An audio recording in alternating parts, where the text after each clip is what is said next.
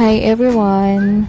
So, lately, madaming nagtatanong kung bakit perceivecoffee.ph yung pangalan ng coffee shop namin. Dapat kasi grabyourcoffee.ph.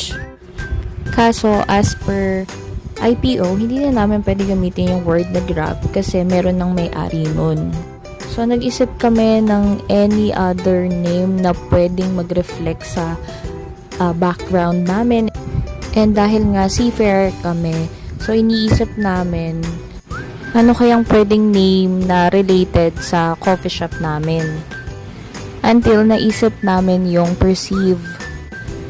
Very unique pakinggan, tsaka related talaga sa background namin. Kapag kasi nasa open deck kami, nakikita na namin yung outside. So, andun yung feeling na talagang sobrang excited ka. So, parang na-visualize mo na kung ano yung gagawin mo. So, pagbaba namin, syempre mesmerize yung mga mata mo sa lahat ng nakikita mo. So, pinupuntahan talaga namin yung mga place na sikat dun. Tsaka iba din talaga yung pakiramdam pag nasa ibang bansa ha. Iba yung climate, culture, tsaka yung mga food nila. So, kaya siya tinawag na perceivecoffee.ph kasi it implies 5 senses.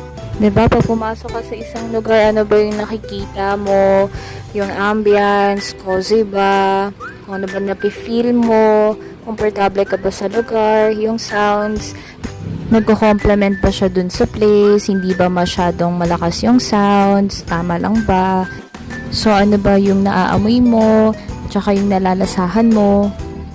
So, kaya siya naging perceivecoffee.ph. So, thank you for watching. See us here or see you in our next vlog. Bye-bye!